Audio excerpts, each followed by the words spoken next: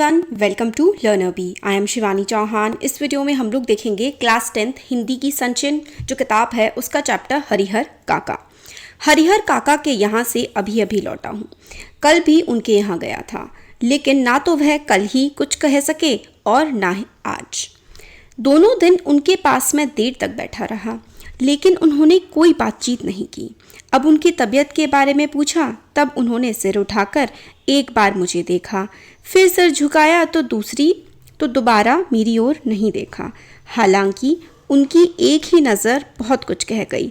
जिन यंत्रणाओं के बीच वह घिरे थे और जिस मनस्थिति में जी रहे थे, उसमें आंखें ही बहुत कुछ कह देती हैं, मुंह खोलने की ज़रूरत नहीं पड़ती। तो हरिहर काका जो हैं अब काफ़ी बूढ़े हो गए हैं और जो राइटर हैं वो बचपन से ही उनके साथ हैं, उनके पड़ोसी हैं। तब हरिहर काका की तबीयत ख़राब है तो राइटर रोज़ उनसे मिलने जाते हैं और जब उनसे पूछते हैं कि उनकी तबीयत कैसी है तो कुछ बोलते नहीं हैं काका, बस जो है राइटर की तरफ देख लेते हैं।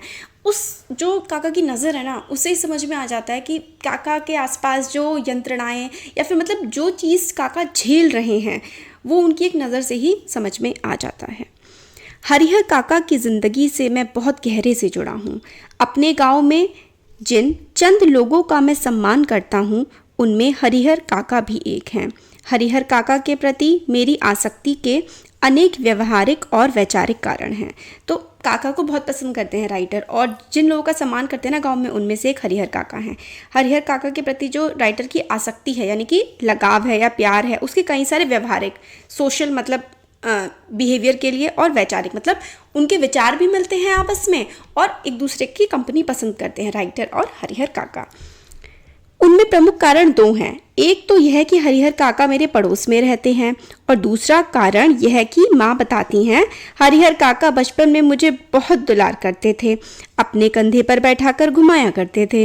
एक पिता अपने बच्चे को जितना प्यार करता है उससे कहीं ज़्यादा प्यार हरिहर काका मुझे करते थे। और जब मैं सयाना यानी कि बड़ा हुआ, तब मेरी पहली दोस्ती हरिहर काका के साथ ही हुई। हरिहर काका ने भी जैसे मुझसे दोस्ती के लिए ही इतनी उम्र तक प्रतीक्षा की थी। माँ बताती हैं कि मुझसे पहले गांव में किसी अन्य से उनकी इतनी गहरी दोस्ती नहीं हुई थी। वह मुझसे कुछ भी नहीं छिपाते थे, खूब खुलकर बातें करते थे, लेकिन फिलहाल मुझसे भी कुछ कहना उन्होंने बंद कर दिया है। उनकी इस स्थिति ने मुझे चिंतित कर दिया है, जैसे कोई नाव बीच मझधार में फंसी हो और उस पर सवार लोग चिल्लाकर भी अपनी रक्षा ना कर सकते हों, क्योंकि उनकी चिल्लाहट दूर तक फैले सागर के बीच उठती गहरी लहरों में विलीन हो जाने की अतिरिक्त क्या कर सकती है। मतलब इसका ये है ना कि जो अब इस टाइम काका हैं वो काफ़ी ज़्यादा बीमार हैं, वो राइटर से भी कुछ नहीं कह पा रहे हैं। बात ऐसी है कि काका अगर राइटर से कुछ कहेंगे भी ना तो उन बातों का, उन प्रॉब्लम्स का कोई सोल्यूशन नहीं निकल पाएगा, इसलिए शायद वो राइटर से भी कुछ नहीं कह पाते हैं। मौन होकर जल समाधि लेने के अतिरिक्त कोई दूसरा विकल्प नहीं है, कोई ऑप्शन नहीं है, इसलिए हरिहर काका चुप ही रहते हैं। लेकिन मन इसे मानने को कतई तैयार नहीं। जीने की लालसा की वजह से बेचैनी और छटपटाहट बढ़ गई हो, कुछ ऐसी स्थिति के बीच हरिहर काका घिर गए हैं। तो मतलब हर इंसान के अंदर होती है कि हम ज़्यादा से ज़्यादा जिए, हमारी लाइफ अच्छी हो, तो इसी तरीके की जो प्रॉब्लम्स में ना हरिहर काका काफ़ी ज़्यादा फंस गए हैं। हरिहर काका के बारे में मैं सोचता हूँ तो मुझे लगता है कि वह यह समझ नहीं पा रहे हैं कि कहें तो क्या कहें। अब कोई ऐसी बात नहीं जिसे कहकर वे हल्का हो सकें, कोई ऐसी उक्ति नहीं जिसे कहकर वे मुक्ति पा सकें। हरिहर काका की स्थिति में मैं भी होता तो निश्चय ही इस गूंगेपन का शिकार हो जाता। तो हरिहर काका की इस तरीके की स्थिति है कि वो कुछ कह ही नहीं सकते हैं, मतलब एक्सप्लेन करें तो क्या करें, बोले तो क्या बोलें, क्या दिक्कतें हैं उनके जीवन में। हरिहर काका इस स्थिति में कैसे आ फंसे, यह कौन सी स्थिति है, इसके लिए कौन जिम्मेवार है, यह सब बताने से पहले अपने गाँव का और खासकर अपने गाँव की ठाकुरबाड़ी का संक्षिप्त परिचय मैं आपको दे देना उचित समझता हूँ, क्योंकि उसके बिना तो यह कहानी अधूरी रह जाएगी। अब राइटर अपने गांव के बारे में बता रहे हैं। हरिहर काका की स्टोरी के बारे में बताने से पहले वो हमें पूरे गांव के बारे में और ठाकुरबाड़ी मतलब इसके बारे में पूरा हमें बताएंगे। मेरा गांव कस्बाई शहर आरा से 40 किलोमीटर की दूरी पर है, हसन बाजार बस स्टैंड के पास। गांव की कुल आबादी 2500-3000 होगी। गांव में तीन प्रमुख स्थान हैं। गांव के पश्चिम किनारे का बड़ा सा तालाब, गांव के मध्य स्थित बरगद का पुराना वृक्ष और गांव के पूरब में ठाकुर जी का विशाल मंदिर, जिसे गांव के लोग ठाकुरबाड़ी कहते हैं। गांव में इस ठाकुरबाड़ी की स्थापना कब हुई, इसकी ठीक ठीक जानकारी किसी को नहीं। इस संबंध में गांव में जो कहानी प्रचलित है वो यह है कि वर्षों पहले जब यह गांव पूरी तरह बसा भी नहीं था, कहीं से एक संत आकर इस स्थान पर झोपड़ी बना रहने लगे थे। वह सुबह शाम यहाँ ठाकुर जी की पूजा करते थे, लोगों से मांगकर खा लेते थे और पूजा पाठ की भावना जागृत करते थे। बाद में लोगों ने चंदा करके यहाँ ठाकुर जी का छोटा सा मंदिर बनवा दिया। फिर जैसे जैसे गांव बसता गया और आबादी बढ़ती गई, मंदिर के कलेवर में भी विस्तार होता गया, मतलब मंदिर का एरिया भी बढ़ता गया जैसे जैसे गांव की आबादी बढ़ती गई, यानी कि पॉपुलेशन बढ़ती गई। लोग ठाकुर जी को मनौती मानते कि पुत्र हो, मुकदमे में विजय हो, लड़की की शादी अच्छे घर में तय हो, लड़के को नौकरी मिल जाए। फिर इसमें जिसको सफलता मिलती वह खुशी में ठाकुर जी पर रुपये जेवर अनाज चढ़ाते। अधिक खुशी होती तो ठाकुर जी के नाम अपने खेत का एक छोटा सा टुकड़ा लिखवा देते। तो मतलब अलग अलग मन्नतें मांगते थे और जो जो पूरी होती जाती थी जिसकी वो कुछ ना कुछ दान किया करता था। यह परंपरा आज तक जारी है।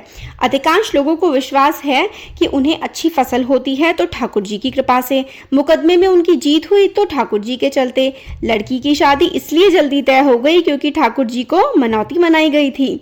लोगों के इस विश्वास का यह परिणाम है कि गांव की अन्य चीजों की तुलना में ठाकुरबाड़ी का विकास 1000 गुना अधिक हुआ है। तो ठाकुरबाड़ी का डेवलपमेंट काफी ज्यादा हुआ है इनके गांव में। अब तो यह गांव ठाकुरबाड़ी से ही पहचाना जाता है। यह ठाकुरबाड़ी ना सिर्फ मेरे गांव की एक बड़ी और विशाल ठाकुरबाड़ी है, मतलब भगवान का मंदिर है, बल्कि पूरे इलाके में इसकी जोड़ की दूसरी ठाकुरबाड़ी नहीं। ठाकुरबाड़ी के नाम पर 20 बीघे खेत हैं। धार्मिक लोगों की एक समिति है जो ठाकुरबाड़ी की देखरेख और संचालन के लिए प्रत्येक 3 साल एक महंत और एक पुजारी की नियुक्ति करते हैं। तो ठाकुरबाड़ी जो है 20 बीघे खेत उसके नाम है ताकि उसका खर्चा चल सके। ठाकुरबाड़ी का मंदिर मतलब मंदिर वाले एरिया का, उसकी देखरेख के लिए, मतलब वो अच्छे से चलता रहे, काम चलता रहे उसका। महंत और एक पुजारी है, मतलब एक हेड है और एक पूजा करने वाले की नियुक्ति की जाती है। मतलब एक तरह से कहते हैं ना नियुक्ति करना, यानी कि सर्विस पे रखा जाता है, काम पर रखा जाता है। ठाकुरबाड़ी का काम लोगों के अंदर ठाकुर जी के प्रति भक्ति भावना पैदा करना तथा धर्म से विमुख हो रहे लोगों को रास्ते पर लाना है। तो ठाकुरबाड़ी का काम है कि लोग जो है भगवान में श्रद्धा बनाए रखें और धर्म का पालन करते रहें। ठाकुरबाड़ी में भजन कीर्तन की आवाज बराबर गूंजती रहती है। गांव जब भी बाढ़ या सूखे की चपेट में आता है, ठाकुरबाड़ी के अहाते में तंबू लग जाता है। लोग और ठाकुरबाड़ी के साधु संत अखंड हरि कीर्तन शुरू कर देते हैं। तो जब जैसे कि कोई दिक्कत आती है गांव में, जैसे बाढ़ वगैरह आ जाती है, तो सब ठाकुरबाड़ी में जाते हैं और भजन कीर्तन करने लगते हैं। इसके अतिरिक्त गांव में किसी भी पर्व त्योहार की शुरुआत ठाकुरबाड़ी से ही होती है। होली में सबसे पहले गुलाल ठाकुर जी को लगाया जाता है। दिवाली का पहला दीप ठाकुरबाड़ी में ही जलता है। जन्म, शादी और जनेऊ के अवसर पर अन्न वस्त्र की पहली भेंट ठाकुर जी के ही नाम की जाती है। तो कोई भी फेस्टिवल्स हो सबसे पहले, या फिर घर में कोई अच्छा शुभ काम हो तो लोग ठाकुरबाड़ी पे ही सबसे पहले जाते हैं। ठाकुरबाड़ी के ब्राह्मण साधु व्रत कथाओं के दिन घर घर घूमकर कथा वाचन करते हैं। लोगों के खलिहान में जब फसल की दवनी, मतलब फसल लगती है, होकर अनाज की ढेरी तैयार हो जाती है, तब ठाकुर जी के नाम उगुम निकालकर ही लोग अनाज अपने घर ले जाते हैं। तो जब अनाज लग जाता है, यानी कि फसल पूरी लग जाती है, उसकी कटाई होती है, तो फसल जो है पहले ठाकुर जी के नाम निकाली जाती है, फिर लोग उसको अपने घर लेकर के जाते हैं। ठाकुरबाड़ी के साथ अधिकांश लोगों का संबंध बहुत ही घनिष्ठ है, यानी कि बहुत ही गहरा संबंध लोगों का है ठाकुरबाड़ी के साथ। मन और तन दोनों स्तर पर, मतलब दिल और मतलब हर तरह से लोग जो है मानते हैं ठाकुर जी को। कृषि कार्य से अपना बचा हुआ समय वे ठाकुरबाड़ी में बिताते हैं। ठाकुरबाड़ी में साधु संतों का प्रवचन सुन और ठाकुर जी का दर्शन कर वे अपना यह जीवन सार्थक मानने लगते हैं। मतलब अपना खेती बाड़ी करने के बाद जो भी टाइम बचता है लोग ठाकुरबाड़ी में रहते हैं। उन्हें यह महसूस होता है कि ठाकुरबाड़ी में प्रवेश करते ही वे पवित्र हो जाते हैं। उनके पिछले सारे पाप अपने आप खत्म हो जाते हैं। परिस्थितिवश इधर हरिहर काका ने ठाकुरबाड़ी में जाना बंद कर दिया है। पहले वे अक्सर ही ठाकुरबाड़ी में जाते थे। मन बहलाने के लिए कभी कभी मैं भी ठाकुरबाड़ी में जाता हूँ, लेकिन वहाँ के साधु संत मुझे फूटी आंख नहीं सुहाते। काम धाम करने में उनकी कोई रुचि नहीं। ठाकुर जी को भोग लगाने के नाम पर दोनों जून हलवा पूरी खाते हैं और आराम से पड़े रहते हैं। उन्हें अगर कुछ आता है तो सिर्फ बातें बनाना। तो जो राइटर कहते हैं ठाकुर बाड़ी में जो पंडित वगैरह हैं वो राइटर को बिल्कुल पसंद नहीं है, काम वाम कुछ करते नहीं हैं और 2 टाइम मतलब हलवा पूरी खाते हैं ठाकुर जी को भोग लगाने के नाम पे, पूरे दिन बस बातें बनाते हैं, पढ़े रहते हैं। इसलिए राइटर को जो है बिल्कुल पसंद नहीं है ये पूरा का पूरा जो है ठाकुर बाड़ी के ब्राह्मण वगैरह। हरिहर काका 4 भाई हैं, सबकी शादी हो चुकी है। हरिहर काका के अलावा सबके बाल बच्चे हैं। बड़े और छोटे भाई के लड़के काफी सियाने हो गए, मतलब बड़े और छोटे भाई के जो बच्चे हैं वो काफी बड़े हो गए हैं। 2 की शादियां हो गई हैं बच्चों की भी। उनमें से एक पढ़ लिखकर शहर के किसी दफ्तर में क्लर्की करने लगा है। लेकिन हरिहर काका की अपनी देह से कोई औलाद नहीं। भाइयों में हरिहर काका का नंबर दूसरा है। औलाद के लिए उन्होंने 2 शादियां की, लंबे समय तक प्रतीक्षारत रहे, लेकिन बिना बच्चे जने उनकी दोनों पत्नियां स्वर्ग सिधार गईं। तो हरिहर काका के बच्चे नहीं हैं और उनकी दो शादियां उन्होंने करी, मगर दोनों की वाइफ्स की डेथ हो गई। लोगों ने तीसरी बार शादी करने की सलाह दी, लेकिन अपनी गिरती हुई उम्र और धार्मिक संस्कारों की वजह से हरिहर काका ने इनकार कर दिया कि अब वो तीसरी शादी नहीं करेंगे। वह इत्मीनान और प्रेम से अपने भाइयों के परिवार के साथ रहने लगे। फिर आराम से वो अपने भाइयों के परिवार के साथ रहने लगे। लेकिन हरिहर काका के परिवार के पास कुल 60 बीघे खेत हैं। प्रत्येक भाई के हिस्से में 15 बीघे पड़ेंगे। कृषि कार्य पर ये लोग निर्भर हैं, शायद इसलिए अब तक संयुक्त परिवार के रूप में ही रहते आ रहे हैं। तो जो 60 बीघे जमीन है, 4 भाई हुए तो फिर भाई 15-15 बीघे बढ़ गई चारों में। अब सारे के सारे लोग एक मतलब जॉइंट फैमिली की तरह रहते हैं, क्योंकि खेती पर ही निर्भर करते हैं सब। हरिहर काका के तीनों भाइयों ने अपनी पत्नियों को यह सीख दी थी कि हरिहर काका की अच्छी तरह सेवा करें, समय पर उन्हें नाश्ता खाना दें, किसी बात की तकलीफ न होने दें। कुछ दिनों तक वे हरिहर काका की खोज खबर लेती रहीं, फिर उन्हें कौन पूछने वाला।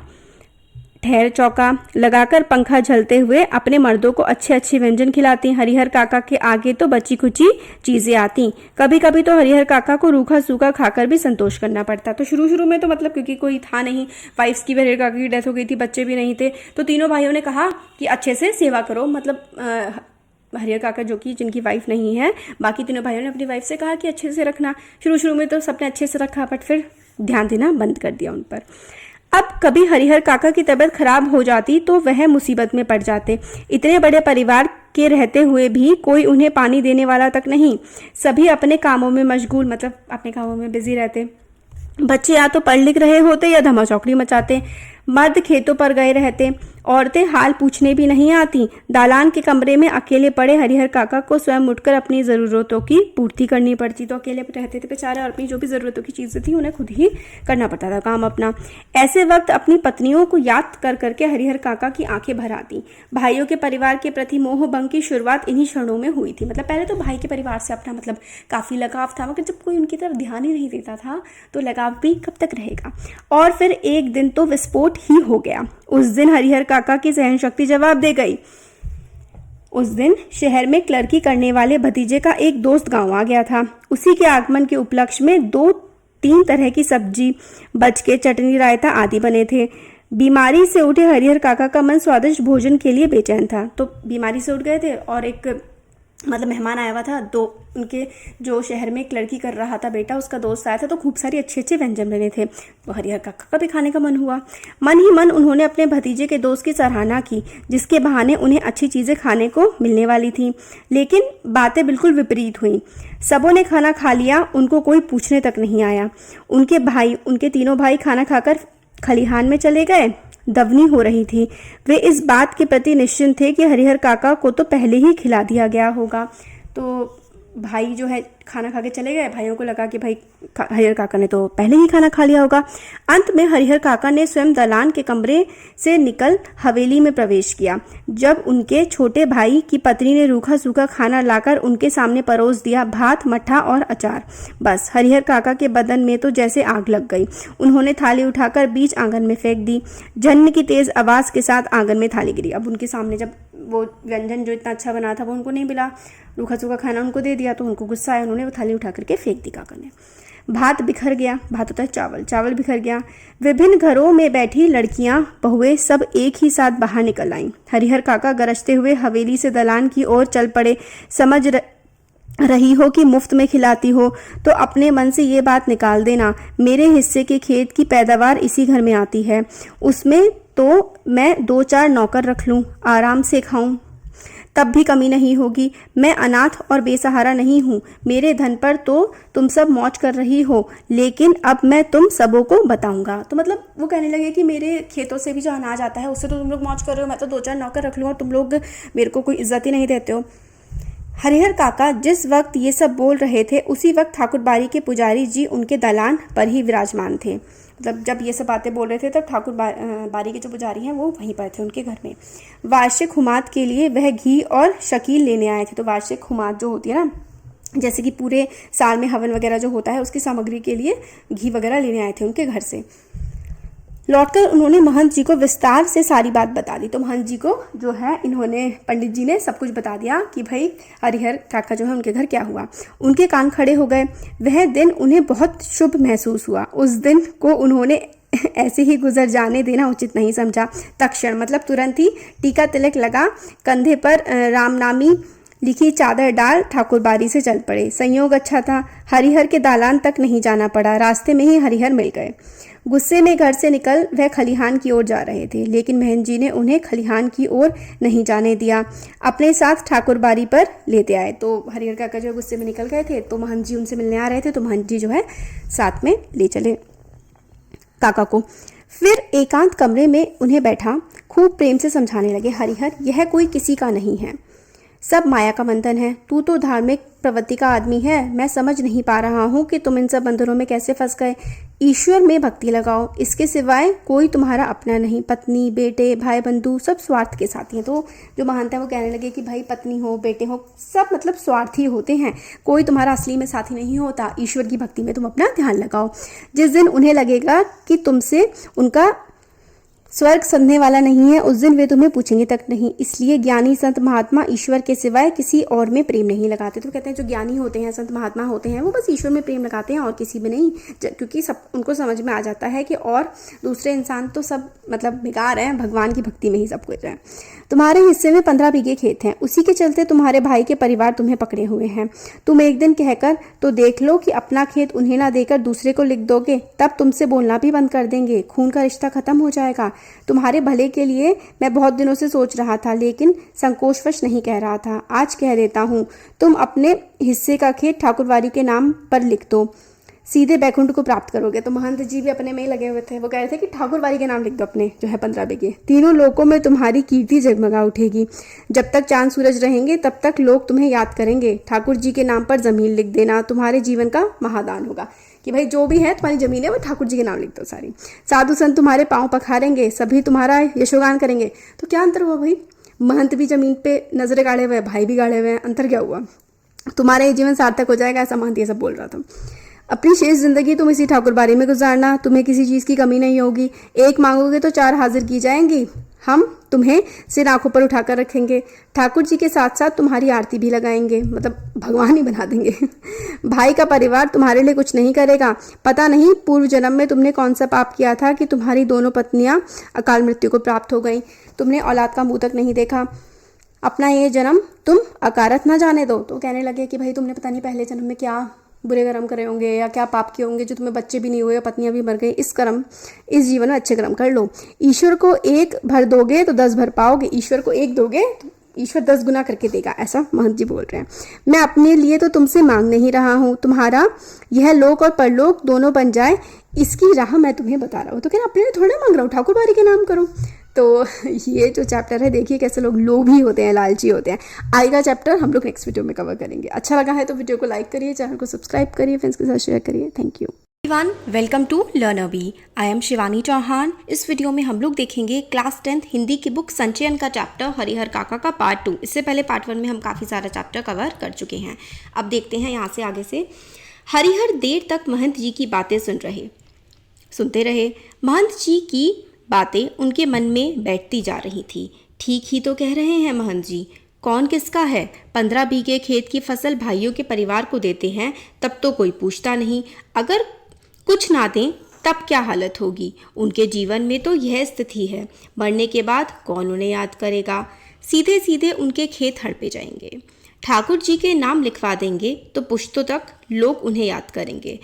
अब तक के जीवन में तो ईश्वर के लिए उन्होंने कुछ किया नहीं, अंतिम समय में यह बड़ा पुण्य काम कर लें, लेकिन यह सोचते हुए भी हरिहर काका का मुंह नहीं खुल रहा था। भाई का परिवार तो अपना ही होता है, उनको ना देकर ठाकुर बारी में दे देना उनके साथ धोखा और विश्वासघात करना होगा। तो हरिहर काका को लग रहा था कि अपने भाइयों को अगर खेत दे देंगे तो मतलब अच्छा होगा, मगर फिर वो ये भी सोच रहे थे कि 15 बीघे की फसल उनके भाई और सब लोग खाते हैं, फिर भी उनको नहीं पूछता कोई, ये भी गलत बात है। अब ठाकुर बारी यानी कि भगवान के नाम कर देंगे तो पुण्य का काम होगा। तो इन सब चीज़ों में ना काफ़ी ज़्यादा कंफ्यूज हो रहे थे हरिहर काका। अपनी बात समाप्त कर महंत जी प्रतिक्रिया जानने के लिए हरिहर की ओर देखने लगे। उन्होंने मुंह से तो कुछ नहीं कहा, लेकिन उनके चेहरे के परिवर्तित भाव महंत जी की अनुभवी आंखों से छिप न सके। अपनी सफलता पर महंत जी को बहुत खुशी हुई। उन्होंने सही जगह वार किया है। इसके बाद उसी वक्त ठाकुर बारी के 2 सेवकों को बुलाकर आदेश दिया कि एक साफ सुथरे कमरे में पलंग पर बिस्तरा लगाकर उनके आराम का इंतज़ाम करें। तो हरिहर काका के आराम के इंतज़ाम के लिए जो है महंत ने कमरा साफ करवा दिया। फिर तो महंत जी के कहने में जितना समय लगा था उससे कम समय में ही सेवकों ने हरिहर काका के मना करने के बावजूद उन्हें एक सुंदर कमरे में पलंग पर जा लिटाया और महंत जी उन्होंने पुजारी जी को यह समझा दिया कि हरिहर के लिए विशेष रूप से भोजन की व्यवस्था करें। हरिहर काका को महंत जी एक विशेष उद्देश्य से ले गए थे, इसलिए ठाकुर बारी में चहल पहल शुरू हो गई। तो महंत जी तो भाई इसी उद्देश्य से ले गए थे कि भाई 15 बीघे ज़मीन नाम हो जाएगी ठाकुर बारी के। तो सब बेसिकली अपने लोभ में अपना फ़ायदा निकालने के लिए लगे पड़े थे, हरिहर काका की ज़मीन हड़पना चाहते थे सब। इधर शाम को हरिहर काका के भाई जब खलिहान से लौटे तब उन्हें इस दुर्घटना का पता लगा। पहले तो अपनी पत्नियों पर वे खूब बरसे, फिर एक जगह बैठकर चिंता मगन हो गए। हालांकि गांव के किसी व्यक्ति ने उनसे कुछ नहीं कहा था। महंत जी ने हरिहर काका को क्या क्या समझाया है इसकी भी जानकारी उन्हें नहीं थी, लेकिन इसके बावजूद उनका मन शंकालु और बेचैन हो गया। भाइयों को जब पता लगा कि हरिहर जो हैं वो चले गए हैं तो भाइयों को लगा कि भाई ये तो बड़ा गलत हो गया। दरअसल बहुत सारी बातें ऐसी होती हैं जिनकी जानकारी बिना बताए ही लोगों को मिल जाती है। भाई क्या पता लगाना, हर कोई ज़मीन के पीछे पड़ा था, भाई भी और महंत भी तो सब समझ ही रहे थे सारी बातें। शाम गहराते गहराते हरिहर काका के तीनों भाई ठाकुर बारी पहुँचे। उन्होंने हरिहर काका को वापस घर चलने के लिए कहा। इससे पहले कि हरिहर काका कुछ कहते, महंत जी बीच में आ गए। आज हरिहर को यहीं रहने दो, बीमारी से उठा है, इसका मन अशांत है, ईश्वर के दरबार में रहेगा तो शांति मिलेगी। लेकिन उनके भाई उन्हें घर ले चलने के लिए जिद करने लगे। इस पर ठाकुर बारी के साधु संत उन्हें समझाने लगे। वहाँ उपस्थित गांव के लोगों ने भी कहा कि एक रात ठाकुर बारी में रह जाएंगे तो क्या हो जाएगा। अंततः भाइयों को निराश हो वहाँ से लौटना पड़ा। तो भाई तो वापस लेकर जाने के लिए आए थे घर को हरिहर को, मगर जो महंत हैं और गाँव के बाकी लोग सब ने कहा कि एक दिन रह भी जाएगा, एक रात सो जाएगा ठाकुर बारी में तो क्या हो जाएगा। रात में हरिहर काका को भोग लगाने के लिए जो मिष्ठान और भोग लगाने के लिए, देखिए व्यंग्य का इस्तेमाल किया गया है, भोग लगाने के लिए, यानी कि भगवान, भोग तो भगवान को लगाया जाता है। अब हरिहर तो फिलहाल सबके लिए भगवान ही बने हुए थे ना, क्योंकि 15 बीघे ज़मीन जो देने वाले थे या दे सकते थे, तो भोग लगाने के लिए उनको मिष्ठान और व्यंजन मिले। वैसे उन्होंने कभी नहीं, मतलब जिस तरीके के व्यंजन खिलाए गए ना आज हरिहर को, ऐसे व्यंजन वैसे जो है स्वादिष्ट खाना उन्होंने कभी नहीं खाया था। घी टपकते मालपुए, रसबुनिया, लड्डू, छेने की तरकारी, दही, खीर, पुजारी जी ने स्वयं अपने हाथों से खाना परोसा था। पास में बैठे महंत जी धर्म चर्चा से मन में शांति पहुंचा रहे थे। एक ही रात में ठाकुर बारी में जो सुख शांति और संतोष पाया वह अपने अब तक के जीवन में उन्होंने नहीं पाया था। तो मतलब बहुत ही शांति मिली, हरिहर को बहुत ही अच्छा लग रहा था। इधर तीनों भाई रातों रात भर, मतलब तीनों भाई सो ही नहीं सके रात भर। भावी आशंका उनके मन में मथती रही। 15 बीघे खेत, इस गांव की उपजाऊ जमीन, 2 लाख से अधिक की संपत्ति अगर हाथ से निकल गई तो फिर वह कहीं के ना रहेंगे। अब भाइयों को क्या लग रहा था, 15 बीघे ज़मीन भाई महंत जी के नाम ना हो जाए, कहीं हमारे हाथ से ना निकल जाए, यही सब जो है हरिहर के भाई सोच रहे थे। सुबह तड़के ही तीनों भाई पुनः ठाकुर बारी पहुंचे। हरिहर काका के पांव पकड़ रोने लगे, अपनी पत्नियों की गलती के लिए माफ़ी मांगी तथा उन्हें दंड देने की बात कही। तो भाई भाई माफ़ी मांगने लगे और कहने लगे अपनी पत्नियों को दंड देंगे, साथ ही खून के रिश्ते की माया फैलाई। हरिहर काका का दिल पसीज गया, वह पुनः वापस घर लौट गया। हरिहर काका फिर से वापस चले गए अपने घर। लेकिन यह क्या, इस बार अपने घर पर जो बदलाव उन्होंने लक्ष्य किया उससे उन्हें सुखद आश्चर्य में डाल दिया। घर के छोटे बड़े सब उन्हें सिर आंखों पर बैठाने को तैयार। भाइयों की पत्नियों ने उनके पैर पर माथा रख गलती के लिए क्षमा याचना की, तो भाई की पत्नियों ने काफ़ी माफ़ी मांगी। फिर उनकी आवभगत और जो खातिर हुई वैसी खातिर किसी के यहाँ मेहमान आने पर भी नहीं होती होगी। उनकी रुचि और इच्छा के मुताबिक दोनों जून खाना नाश्ता तैयार। 5 महिलाएं उनकी सेवा में मुस्तैद, मतलब उनकी सेवा में लगी हुई थी 5 महिलाएं, 3 भाइयों की पत्नियां और 2 उनकी बहुएं। हरिहर काका आराम से दलान में पड़े रहते, जिस किसी चीज़ की इच्छा होती आवाज़ लगाते ही हाजिर। वे समझ गए थे कि यह सब महंत जी के चलते ही हो रहा है, इसलिए महंत जी के प्रति उनके मन में आदर और श्रद्धा के भाव निरंतर बढ़ते ही जा रहे थे। तो अब इतना आदर सत्कार हो रहा था हरिहर का उनके खुद के घर में। देखिए, बात तो ये थी कि सब उनकी ज़मीन के लालच में थे। हरिहर सोचने लगे कि महंत जी की कृपा हो रही है, इसलिए सब लोग मेरा आदर सत्कार कर रहे हैं। बहुत बार ऐसा होता है कि बिना कुछ ही बताए गांव के लोग असली तथ्य से स्वयं वाकिफ हो जाते हैं। हरिहर काका की इस घटना के साथ ऐसा ही हुआ। दरअसल लोगों की ज़ुबान से घटनाओं की ज़ुबान ज़्यादा पैनी और असरदार होती है। घटनाएं स्वयं ही बहुत कुछ कर देती हैं, लोगों के कहने की ज़रूरत नहीं रहती। ना तो गांव के लोगों से महंत जी ने ही कुछ कहा था और ना ही हरिहर काका के भाइयों ने ही। इसके बावजूद गांव के लोग सच्चाई से अवगत हो गए थे। फिर तो गांव की बैठकों में बातों का जो सिलसिला चल निकला उसका कहीं कोई अंत नहीं। हर जगह उन्हीं का प्रसंग शुरू। कुछ लोग कहते हैं कि हरिहर को अपनी ज़मीर ठाकुर जी के नाम लिख देनी चाहिए, इससे उत्तम और कुछ नहीं। अब बस गांव के लोगों में तो यही बातें चलने लगी कि हरिहर की ज़मीन कहाँ जानी चाहिए, उसके भाइयों के नाम होनी चाहिए या फिर महंत के, या फिर मतलब ठाकुरबाड़ी के नाम होनी चाहिए। इससे कीर्ति भी अचल रहेगी। अगर ठाकुर जी के नाम लिख देंगे ज़मीन तो कीर्ति मतलब यश और फेम बढ़ेगा। इसके विपरीत कुछ लोगों की मान्यता यह थी कि भाई का परिवार तो अपना ही होता है, अपनी जायदाद उन्हें ना देना, उनके साथ अन्याय करना होगा, खून के रिश्ते के बीच दीवार बनानी होगी। तो भाई भाइयों के नाम ही करनी चाहिए। जब अपने बाल बच्चे नहीं हैं तो भाइयों के नाम ज़मीन होगी, तो खून का रिश्ता तो खून का होता है। जितने मुंह उतनी बातें। ऐसा ज़बरदस्त मसाला पहले कभी नहीं मिला था, इसलिए लोग मौन होना नहीं चाहते थे। अपने अपने तरीके से समाधान ढूंढ रहे थे और प्रतीक्षा कर रहे थे कि कुछ घटित हो। हालांकि इसी क्रम में बातें गर्माहट भरी भी होने लगी थी। लोग प्रत्यक्ष और परोक्ष रूप से 2 वर्गों में बंटने लगे थे। कई बैठकों में दोनों वर्गों के बीच आपस में तू मैं भी होने लगी थी। एक वर्ग के लोग चाहते थे कि हरिहर अपने हिस्से की ज़मीन ठाकुर जी के नाम लिख दें, तब यह ठाकुरबाड़ी ना सिर्फ इलाके की ही सबसे बड़ी ठाकुरबाड़ी होगी बल्कि पूरे राज्य में इसका मुकाबला कोई दूसरी ठाकुरबाड़ी नहीं कर सकेगी। तो कुछ लोग कहते थे कि भाई 15 बीघे ज़मीन और मिल जाएंगी तो कितनी बड़ी हो जाएगी ठाकुरबाड़ी, तो बड़ा अच्छा हो जाएगा। कुछ लोग ये कहते थे कि नहीं, भाइयों के परिवार के नाम होनी चाहिए ज़मीन। इस वर्ग के लोग धार्मिक संस्कारों के लोग थे। जो कहते थे ठाकुरबाड़ी के नाम होनी चाहिए वो काफ़ी धार्मिक लोग थे, साथ ही किसी ना किसी रूप में ठाकुरबाड़ी से जुड़े भी थे वो लोग। असल में सुबह शाम जब ठाकुरबाड़ी को भोग लगाया जाता है तब साधु संतों के साथ गांव के कुछ पेटू और चटोर किस्म के लोग प्रसाद पाने के लिए वहां जुट जाते हैं। ये लोग इसी वर्ग के हिमायती हैं। तो मतलब वही ज़्यादा ज़मीन होगी, ज़्यादा पैसा आएगा ठाकुरबाड़ी में, ज़्यादा खाने पीने को मिलेगा और है ना, यही सब चीज़ें थी। तो इसलिए वो लोग चाहते थे कि 15 बीघे ज़मीन ठाकुरबाड़ी के नाम हो जाए। दूसरे वर्ग में गांव के प्रगतिशील विचारों वाले लोग तथा वैसे किसान हैं जिसके यहाँ हरिहर जैसे औरत मर्द पल रहे होते हैं। गाँव का वातावरण तनावपूर्ण हो गया था और लोग कुछ घटित होने की प्रतीक्षा करने लगे थे। तो कुछ लोग ऐसे थे कि भाई जिनके खुद के परिवार में ऐसे लोग थे कि जिनके बाल बच्चे नहीं थे और वो उनकी ज़मीनें चाहते थे, तो वो लोग कह रहे थे कि भाई हरिहर को अपने परिवार को ही ज़मीनें देनी चाहिए। सब मतलब अपने अपने बारे में बेसिकली सोच रहे थे, चाहे वो कोई भी हो। इधर भावी आशंकाओं को मद्देनजर रखते हुए हरिहर काका के भाई उनसे यह निवेदन करने लगे कि अपनी ज़मीन वे उन्हें लिखवा दें, उनके सिवाय उनका और अपना है ही कौन। इस विषय पर हरिहर काका ने एकांत में मुझसे काफ़ी देर बात किया। भाई कहने ही लगे कि मतलब अपनी जो ज़मीन है वो हमारे नाम लिखवा दो। अंततः अब ये सारी की सारी जो बातें हैं राइटर से करी हरिहर काका ने कि मतलब ये सब चल रहा है, मैं क्या करूं। अंततः हम इस निष्कर्ष पर पहुंचे कि जीते जी अपनी जायदाद का स्वामी किसी और को बनाना ठीक नहीं होगा, चाहे वह अपना भाई या मंदिर का महंत ही क्यों ना हो। तो फिर ये मतलब कंक्लूजन पे पहुंचे हरिहर काका और राइटर कि भाई जीते जी तो अपने नाम ही रहने दो, ज़मीन किसी और के नाम कर दोगे तो भाई कहीं के भी नहीं रहोगे।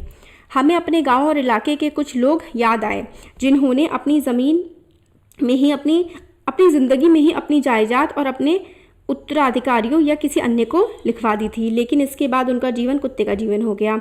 कोई उन्हें पूछने वाला नहीं रहा। हरिहर काका बिल्कुल अनपढ़ व्यक्ति हैं, फिर भी इस बदलाव को उन्होंने समझ लिया और यह निश्चय किया कि जीते जी किसी को ज़मीन नहीं लिखेंगे।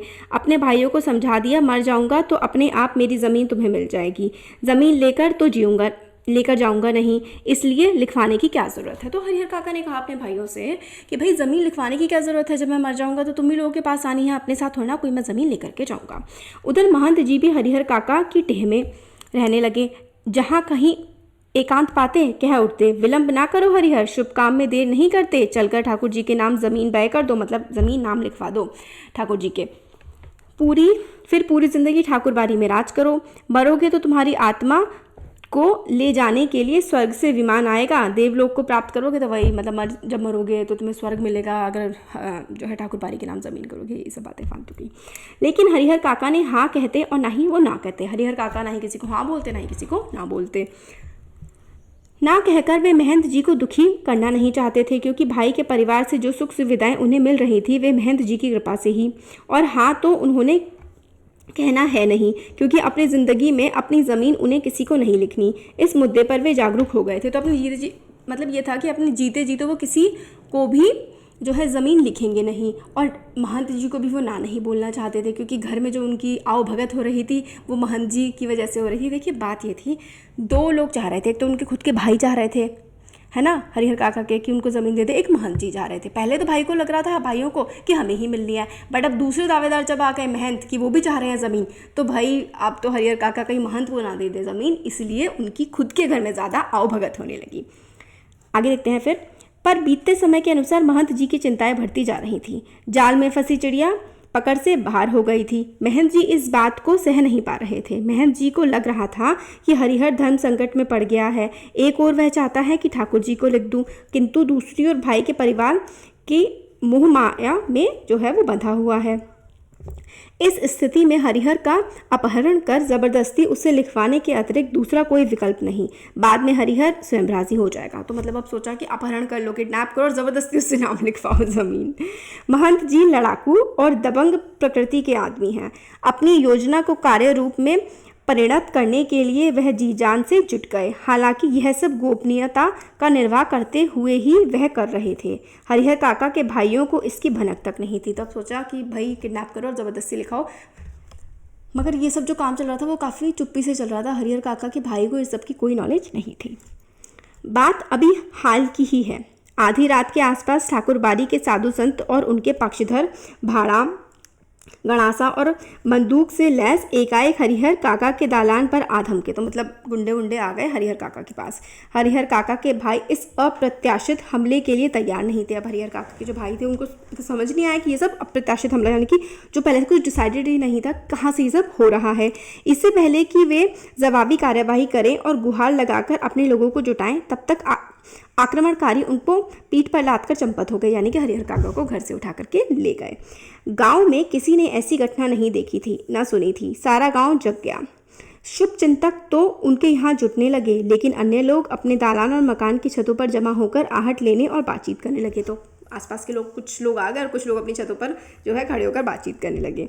हरिहर काका के भाई लोगों के साथ उन्हें ढूंढने निकले। उन्हें लगा कि यह महंत का काम है। वे मय बल ठाकुरबाड़ी जहाँ पहुँचे, वहाँ खामोशी और शांति नजर आई। रोज़ की बात ही ठाकुरबाड़ी का मुख्य फाटक बंद था।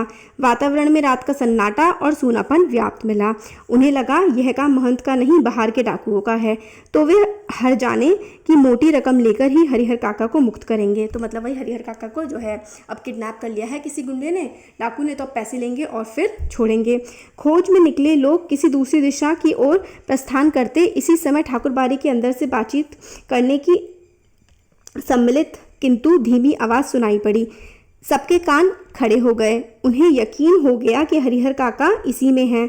अब क्या सोचना, वे ठाकुरबाड़ी का फाटक पीटने लगे। पहले तो लगा लोगों को कि नहीं ठाकुरबाड़ी में नहीं है, कहीं और है, बट फिर धीरे धीरे ठाकुरबाड़ी के अंदर से आवाज़ें आने लगी। फिर तो लोगों को समझ आ ही गया कि भाई ठाकुरबाड़ी में ही हैं सब। फिर ठाकुरबाड़ी का दरवाज़ा वो लोग पीटने लगे। इसी समय ठाकुरबाड़ी की छत से रोड़े और पत्थर उनके ऊपर गिरने लगे, वे तितर बितर होने लगे। फिर ठाकुर बाड़ी की छत से पत्थर फेंके जाने लगे। फिर लोग इधर उधर होने लगे। अपने हथियार संभाले, लेकिन हथियार संभालने से पहले ही ठाकुर बाड़ी के कमरे की खिड़कियों से फायरिंग भी शुरू हो गई। एक नौजवान के पैर में गोली लग गई, वह गिर गया। उसके गिरते ही हरिहर काका के भाइयों के पक्षधर भाग चले। सिर्फ वे 3 भाई बचे रह गए। अपने तीनों के बूते इस युद्ध को जीतना उन्हें संभव नहीं जान पड़ा, इसलिए वे भी कस्बे के पुलिस थाने की ओर दौड़ पड़े। तो गोलियां चली तो सब भाग गए। फिर उसके बाद भाई जो थे तीनों वो पुलिस के पास गए। इधर ठाकुर बाड़ी के भीतर महंत और उनके कुछ चंद विश्वासी साधु साधे और लिखे कागजों पर अनपढ़ हरिहर काका के अंगूठे के निशान जबरन ले रहे थे। फिर जबरदस्ती उनके अंगूठे के निशान लिए जा रहे थे हरिहर के। हरिहर काका तो महंत के इस व्यवहार से जैसे आसमान से ज़मीन पर आ गए थे। उन्होंने सपने में भी नहीं सोचा था कि महंत जी इस रूप में भी आएंगे। जिस महंत को वह आदरणीय एवं श्रद्धेय समझते थे, वह महंत अब उन्हें घृणित, दुराचारी और पापी नजर आने लगा था। तो मतलब ज़बरदस्ती ज़मीन नाम करवा रहा था, तो बदतमीजी होगा ना ऑब्वियसली। अब वह उस महंत की सूरत को देखना भी नहीं चाहते थे। अब अपने भाइयों का परिवार महंत की तुलना में उन्हें ज़्यादा पवित्र, नेक और अच्छा लगने लगा हरिहर काका को। हरिहर काका ठाकुर बाड़ी से अपने घर पर पहुंचने के लिए बेचैन थे, लेकिन लोग उन्हें पकड़े हुए थे और महंत जी उन्हें समझा रहे थे, तुम्हारे भले के लिए ही यह सब किया गया हरिहर।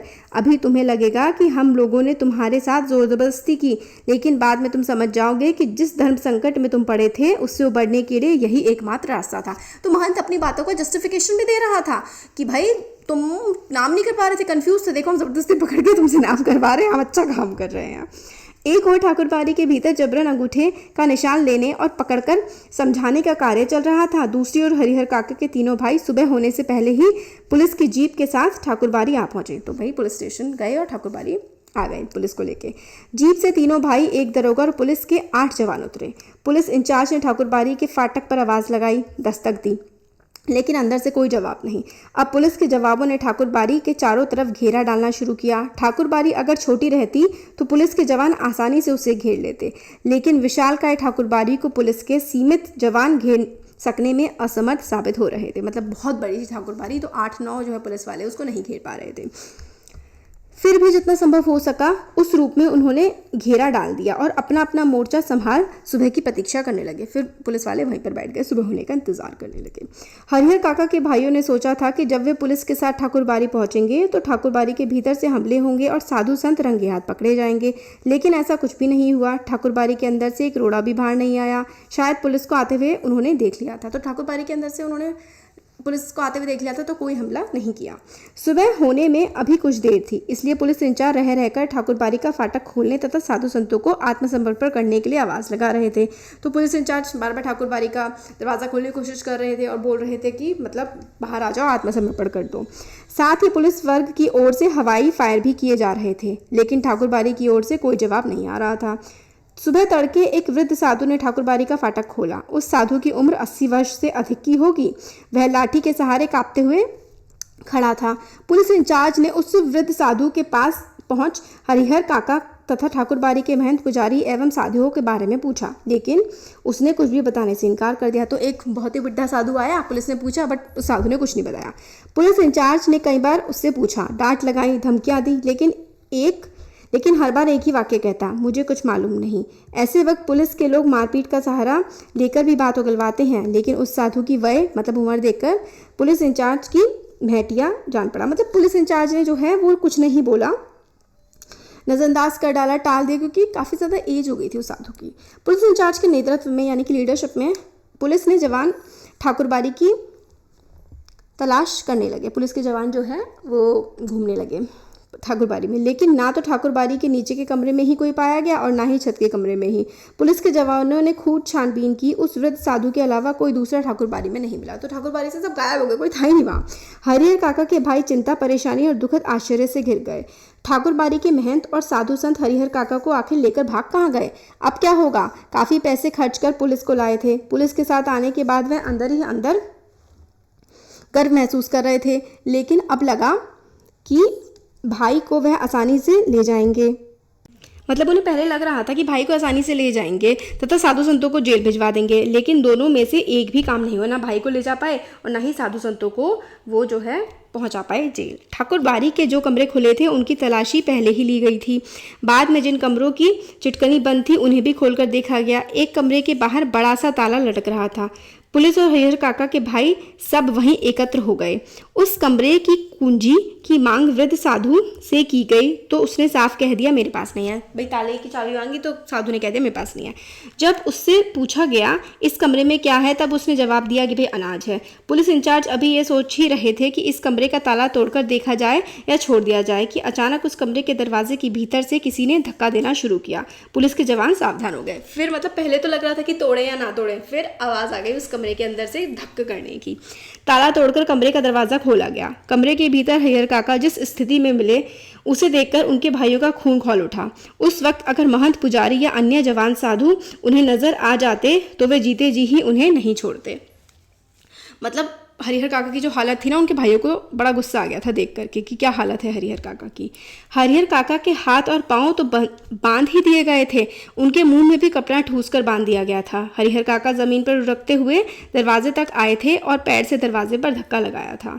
काका को बंधन मुक्त किया गया, मुंह से कपड़े निकाले गए। हरिहर काका ने ठाकुर बारी के महंत पुजारी और साधुओं की काली करतूतों का पर्दाफाश करना शुरू किया कि वह साधु नहीं, डाकू, हत्यारे और कसाई हैं, कि उन्हें इस रूप में कमरे में बंद कर गुप्त दरवाजे से भाग गए, कि उन्हें कई सादे और लिखे हुए कागजों पर जबरन उनके अंगूठे के निशान लिए। मतलब सब पता है कि किस तरीके से उनको पकड़ा, मारा, पीटा और उनके ज़बरदस्ती जो है अंगूठे के निशान लिए गए। ये सब कुछ हरिहर काका ने बता दिया। हरिहर काका ने देर तक अपने बयान दर्ज कराए। उनके शब्द शब्द से साधुओं के प्रति नफरत और घृणा व्यक्त हो रही थी। जीवन में कभी किसी के खिलाफ उन्होंने इतना नहीं कहा होगा जितना ठाकुर बारी के महंत, पुजारी और साधुओं के बारे में कहा। अब हरिहर काका पुनः अपने भाइयों के परिवार के साथ रहने लगे। इस बार उन्हें दालान पर नहीं, घर के अंदर रखा गया, किसी बहुमूल्य वस्तु की तरह सहेज कर छिपाकर। उनकी सुरक्षा के लिए रिश्ते नाते में जितने सूरमा थे सबको बुला लिया गया। हथियार जुटा लिए गए थे। 24 घंटे पहरे दिए जाने लगे। अगर किसी आवश्यक कार्यवश काका घर से गांव से बाहर निकलते तो 4-5 की संख्या में हथियारों से लैस लोग उनके आगे पीछे चलते। तो अब मतलब काका का काफ़ी ध्यान रखा जाने लगा और हथियार वगैरह से उनके साथ लोग रहते थे। रात में चारों तरफ से घेर कर सोया जाता उनको। भाइयों ने ड्यूटी बांध ली थी। आधे लोग सोते तो आधे लोग जगकर पहरा देते। इधर ठाकुरबाड़ी का दृश्य भी बदल गया था। एक से एक खूंखार लोग ठाकुरबाड़ी में आ गए थे। उन्हें देखकर ही डर लगता था। गांव के बच्चों ने तो ठाकुरबाड़ी की ओर जाना ही बंद कर दिया था। हरिहर काका को लेकर गांव प्रारंभ से ही 2 वर्गों में बंट गया था। इस नई घटना को लेकर दोनों तरफ से प्रतिक्रियाएं व्यक्त की जाने लगी। तो पहले महंत को दे दो, भाई को दे दो, तो अब पहले तो बटा हुआ था गाँव 2 तरफ से, अब फिर से मतलब अलग अलग बातें बोली जाने लगी। और अब हरिहर काका एक सीधे साधे और भोले किसान की अपेक्षा चतुर और ज्ञानी हो चले थे। वह महसूस करने लगे थे कि उनके भाई अचानक उनको जो आदर, सम्मान और सुरक्षा प्रदान करने लगे हैं उसकी वजह उन लोगों के साथ उनका सगे भाई का संबंध नहीं बल्कि उनकी जायदाद है, अन्यथा वे उनको पूछते तक नहीं। फिर जो इतनी सुरक्षा दे रहे हैं भाई उनके, मतलब हरिहर काका को समझ आ गई कि जायदाद की वजह से ये सब कर रहे हैं। इसी गांव में जायदादहीन भाई को कौन पूछता है। हरिहर काका को अब सब नजर आने लगा था। महंत की चिकनी चुपड़ी बातों के भीतर की सच्चाई भी अब वह जान गए थे। ठाकुर जी के नाम पर वह अपना और अपने जैसे साधुओं का पेट पालता है। तो मतलब जो महंत है भगवान के नाम पर इस तरीके के गुंडे पालता है। वो जो महंत है भगवान के नाम पर लोगों से पैसा लेता है।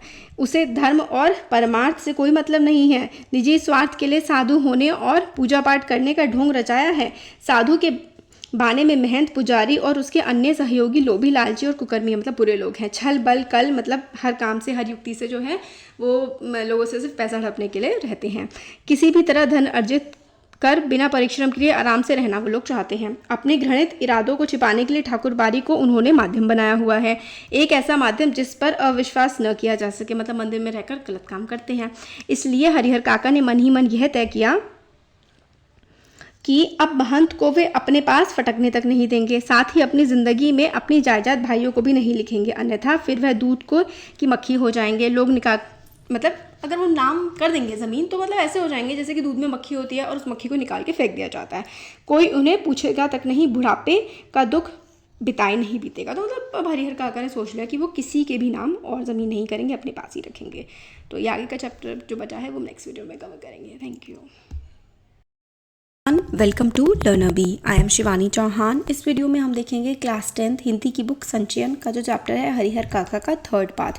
काफ़ी बड़ा चैप्टर है, मतलब बहुत ही बड़ा चैप्टर है, इसलिए काफ़ी बड़े बड़े वीडियोस बन रहे हैं और काफ़ी सारे पार्ट्स। मतलब ये थर्ड पार्ट है, इससे पहले 2 पार्ट हम बना चुके हैं, फिर मैं एक मर्ज करके वीडियो पूरा अपलोड कर दूँगी 3 पार्ट्स का। देखते हैं आगे। लेकिन हरिहर काका, तो यहाँ पर हरिहर काका जो है वो बेचारे बड़े असमंजस में हैं कि वो किसके नाम करें या ना करें, तो यही सब चल रहा है। लेकिन हरिहर काका सोच कुछ और रहे थे और वातावरण कुछ दूसरा ही तैयार हो रहा था। ठाकुर बाड़ी से जिस दिन उन्हें वापस लाया गया था, उसी दिन से उनके भाई और रिश्ते नाते के लोग समझाने लगे थे कि विधिवत अपनी जायदाद वे अपने भतीजों के नाम लिख दें।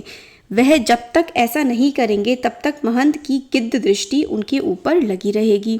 सिर पर मंडरा रहे तूफान से मुक्ति पाने के लिए उनके समक्ष अब यही एकमात्र रास्ता है। तो भाई रिश्तेदार कहने लगे कि भाई अपनी ज़मीन जो है भतीजों के नाम लिखवा दो, वरना तुम्हारी ज़िंदगी पे तो मतलब आफत ही पड़ी रहेगी तब तक। सुबह दोपहर शाम रात गए तक यही चर्चा। लेकिन हरिहर काका साफ नकार जाते, कहते मेरे बाद तो मेरी जायदाद इस परिवार को स्वतः मिल जाएगी, इसलिए लिखने का कोई अर्थ नहीं। महंत ने अंगूठे के जो जबरन निशान लिए हैं उसके खिलाफ मुकदमा हमने किया ही है। भाई जब समझाते समझाते हार गए तब उन्होंने डांटना और दबाव देना शुरू किया, लेकिन काका इस रास्ते भी राजी नहीं हुए। स्पष्ट कह दिया कि अपने ज़िंदगी में वे नहीं लिखेंगे किसी के भी ज़मीन नाम। बस एक रात उनके भाइयों ने वही रूप धारण कर लिया जो रूप महंत और उनके सहयोगियों ने धारण किया था। देखिए बेचारे हरिहर काका को पहले महंतर के आदमियों ने पीटा, अब खुद के भाई भतीजों ने भी यही काम किया उनके साथ। हरिहर काका को अपनी आंखों पर विश्वास नहीं हुआ। उनके अपने सगे भाई जो उनकी सेवा और सुरक्षा में तैयार रहते थे, उन्हें अपना अभिन्न समझते थे, जो उनकी नींद ही सोते और जागते थे, हथियार लेकर उनके सामने खड़े थे। कह रहे थे सीधे मन से कागजों पर जहाँ जहाँ ज़रूरत है अंगूठे के निशान बनाते चलो, अन्यथा मारकर यहीं घर के अंदर गाड़ देंगे। गांव के लोगों को कोई सूचना तक नहीं मिलेगी। तो मतलब धमकाने लगे कि हम तुम्हें मार के यहीं गाड़ देंगे, किसी को कुछ पता भी नहीं लगेगा। अगर पहले वाली बात होती तो हरिहर काका डर जाते। अज्ञान की स्थिति में ही मनुष्य मृत्यु से डरते हैं। ज्ञान होने के बाद तो आदमी आवश्यकता पड़ने पर मृत्यु को वर्ण करने के लिए तैयार हो जाता है। हरिहर काका ने सोच लिया कि ये सब एक ही बार उन्हें मार दें वह ठीक होगा, लेकिन अपनी ज़मीन लिखकर रमेसर की विधवा की तरह शेष जिंदगी वे घुट घुट कर मरे, यह ठीक नहीं। रमेसर की विधवा को बहला फुसला उसके हिस्से की ज़मीन रमेसर के भाइयों ने लिखवा ली। शुरू में तो खूब आदर मान किया, लेकिन बुढ़ापे में उसे दोनों जून खाना देते उन्हें अखरने लगा। तो शुरू मतलब एक पड़ोस की बात है, पड़ोस की औरत ने अपनी ज़मीन नाम कर दी थी, तो बड़ा परेशान कर दिया था उस औरत को फिर बाकी लोगों ने। अंत में तो उसकी वह दुर्गति हुई कि गांव के लोग देखकर सिहर जाते। हरिहर काका को लगता है कि अगर रमेसर की विधवा ने अपनी ज़मीन नहीं लिखी होती तो अंत समय तक लोग उसके पांव पखारते होते। तो हरिहर काका को लगता है कि भाई ज़मीन नहीं लिखनी चाहिए किसी के भी नाम। हरिहर काका गुस्से में खड़े हो गए और गरजते हुए कहा, मैं अकेला हूँ, तुम सब इतने हो, ठीक है मुझे मार दो, मैं मर जाऊँगा, लेकिन जीते जी एक धूर ज़मीन भी तुम्हें नहीं लिखूँगा। तुम सब ठाकुरबाड़ी के महंत पुजारी से तनिक भी कम नहीं। देखते हैं कैसे नहीं लिखोगे। लिखना तो तुम्हें ही है, चाहे हंस के लिखो या रो के। तो फिर वही लड़ाई झगड़ा मारपीट होने लगी। हरिहर काका के साथ उनके भाइयों की हाथापाई शुरू हो गई। हरिहर काका अब उस घर से निकलकर बाहर गांव में भाग जाना चाहते थे, लेकिन उनके भाइयों ने उन्हें मजबूती से पकड़ लिया था। प्रतिकार करने पर अब वे प्रहार भी करने लगे। अकेले हरिहर कई लोगों से जूझ सकने में असमर्थ थे। फलस्वरूप उन्होंने अपनी रक्षा के लिए खूब जोर जोर से चिल्लाना शुरू कर दिया, क्योंकि लड़ाई कर रहे थे सब लोग, उन पे झपट रहे थे हरिहर काका पे थे सारे लोग, तो काका ने चिल्लाना शुरू कर दिया। अब भाइयों को चेत आया कि मुंह तो उन्होंने पहले ही बंद कर देना चाहिए था। उन्होंने तत्क्षण उनके मुंह में कपड़ा ठूस दिया। तो पहले मुंह बंद किया था तो काका चिल्लाने लगे, तो फिर अब भाइयों ने मिलकर के कपड़ा ही ठूस दिया काका के मुंह में। लेकिन ऐसा करने से पहले ही काका की आवाज़ गांव में पहुंच गई थी। टोला पड़ोस के लोग दालान में जुटने लगे थे। ठाकुर बाड़ी के पक्षधरों के माध्यम से तत्काल यह खबर महंत जी तक भी चली गई थी, लेकिन वहां उपस्थित हरिहर काका के परिवार और रिश्ते नाते के लोग गांव के लोगों को समझा देते कि अपने परिवार का निजी मामला है, इससे दूसरों को क्या मतलब। लेकिन महंत जी ने वह तत्परता और फुर्ती दिखाई जो काका के भाइयों ने भी नहीं दिखाई थी। वह पुलिस की जीप के साथ आधम के। अब महंत जो है वो पुलिस की जीप के साथ घर आधम का। पुलिस आने के बाद निजी मामले का सवाल खत्म हो गया। घर तलाशी शुरू हुई। फिर हरिहर काका को उससे भी बदतर हालत में बरामद किया गया, जिस हालत में ठाकुरबाड़ी से उन्हें बरामद किया गया था। तो ठाकुरबाड़ी से जिस हालत में आए थे उससे भी बुरी हालत में जो है अब काका थे, अपने ही खुद के घर में। बंधन मुक्त होने और पुलिस की सुरक्षा पाने के बाद उन्होंने बताया कि उनके भाइयों ने उनके साथ बहुत जुल्म अत्याचार किया है, कि जबरन अनेक कागजों पर उनके अंगूठे के निशान लिए हैं, कि उन्हें खूब मारा पीटा है, कि उनकी कोई भी दुर्गति बाकी नहीं छोड़ी, कि अगर और थोड़ी देर तक पुलिस नहीं आती तो वह उन्हें जान से मार देते। तो ये सब बातें जो है काका ने बता दी। हरिहर काका के पीठ, माथे और पांव पर कई जगह जख्म के निशान उभर आए थे। वह बहुत घबराए हुए से लग रहे थे, कांप रहे थे। अचानक गिरकर बेहोश हो गए। मुंह पर पानी छिटककर उन्हें होश में लाया गया। भाई और भतीजे तो पुलिस आते ही चंपत हो गए थे। पुलिस की पकड़ में रिश्ते के 2 व्यक्ति आए। रिश्ते के शेष लोग भी फरार हो गए थे। हरिहर काका के साथ घटी घटनाओं में यह अब तक की सबसे अंतिम घटना है। इस घटना के बाद काका अपने परिवार से एकदम अलग रहने लगे हैं। उनकी सुरक्षा के लिए राइफलधारी पुलिस के 4 जवान मिले हैं। हालांकि इसके लिए उनके भाइयों और महंत की ओर से काफ़ी प्रयास किए गए हैं। असल में भाइयों की चिंता थी कि हरिहर अकेले रहने लगेंगे, तब ठाकुरबाड़ी के महंत अपने लोगों के साथ आकर पुनः उन्हें ले भागेंगे। और यही चिंता महंत जी को भी थी कि हरिहर को अकेला और असुरक्षित पा उनके भाई पुनः उन्हें धर दबोचेंगे। इसलिए जब हरिहर काका ने अपनी सुरक्षा के लिए पुलिस से मांग की, तब नेपथ्य में रहकर ही उनके भाइयों और महंत जी ने पैरवी लगा और पैसे खर्च कर उन्हें पूरी सहायता पहुंचाई। तो मतलब कि कोई दूसरे पक्ष, महंत ने भी अपनी तरफ से कोशिश करी कि पुलिस आकर के रहे काका के साथ, और भाइयों ने भी, ताकि ना ही महंत और ना ही भाई कोई मतलब भला पुसला करके नाम करवा सके जमीन। यह उनकी सहायता का ही परिणाम है कि एक व्यक्ति की सुरक्षा के लिए गांव में पुलिस के 4 जवान तैनात कर दिए गए हैं। जहां तक मैं समझता हूं, फिलहाल हरिहर काका पुलिस की सुरक्षा में जरूर रहे हैं, लेकिन वास्तविक सुरक्षा ठाकुरबाड़ी और अपने भाइयों की ओर से ही मिल रही है। ठाकुरबाड़ी के साधु संत और काका के भाई इस बात के प्रति पूरी तरह सतर्क हैं कि उनमें से कोई या गांव का कोई अन्य हरिहर काका के साथ जोर जबरदस्ती ना कर पाए। साथ ही अपना सद्भाव और मधुर व्यवहार प्रकट कर पुनः उनका ध्यान अपनी ओर खींच लेने के लिए दोनों दल प्रयत्नशील हैं। अब जो तो कहते हैं कि हाथ पैर चला करके बात नहीं बनी तो फिर से प्यार पर आ गए। गांव में एक नेताजी हैं। वह ना तो कोई नौकरी करते हैं, ना खेती गृहस्थी, फिर भी 12 महीने मौज उड़ाते रहते हैं। राजनीति की जादुई छड़ी उनके पास है। उनका ध्यान हरिहर काका की ओर जाता है। वह तत्काल गांव के कुछ विशिष्ट लोगों के साथ उनके पास पहुंचते हैं और यह प्रस्ताव रखते हैं कि उनकी जमीन में हरिहर उच्च विद्यालय नाम से एक हाई स्कूल खोला जाए। इससे उनका नाम अमर हो जाएगा, उनकी जमीन का सही उपयोग होगा और गांव के विकास के लिए एक स्कूल मिल जाएगा। लेकिन हरिहर काका के ऊपर तो अब कोई भी दूसरा रंग चढ़ने वाला नहीं था। नेताजी भी निराश होकर लौट पड़े। तो एक नेताजी आया कि भाई स्कूल खोल दो, तो हरिहर काका ने तो भाई जीते जी अपनी जमीन किसी को भी देने से बिल्कुल मना कर दिया। इन दिनों गांव की चर्चाओं के केंद्र हैं हरिहर काका। आंगन, खेत खलिहान, अलाव, बगीचे, बरगद, हर जगह उनकी ही चर्चा। उनकी घटना की तरह विचारणीय और चर्चनीय कोई दूसरी घटना नहीं। गांव में आए दिन छोटी बड़ी घटनाएं होती रहती हैं, लेकिन काका के प्रसंग के सामने उनका कोई अस्तित्व नहीं। गांव में जहां कहीं और जिन लोगों के बीच हरिहर काका की चर्चा छिड़ती है तो फिर उसका कोई अंत नहीं। लोग तरह तरह की संभावनाएं व्यक्त करते हैं। राम जाने क्या होगा। दोनों ओर के लोगों ने अंगूठे के निशान ले लिए हैं, लेकिन हरिहर ने अपना बयान दर्ज कराया है कि वे दोनों लोगों में से किसी को भी अपनी जमीन का उत्तराधिकारी नहीं मानते।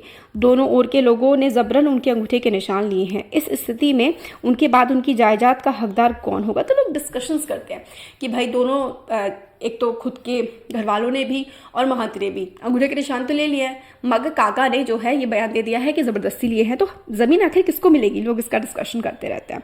लोगों के बीच बहस छिड़ जाती है। उत्तराधिकारी के कानून पर जो जितना जानता है उससे 10 गुना अधिक उगल देता है, फिर भी कोई समाधान नहीं निकलता।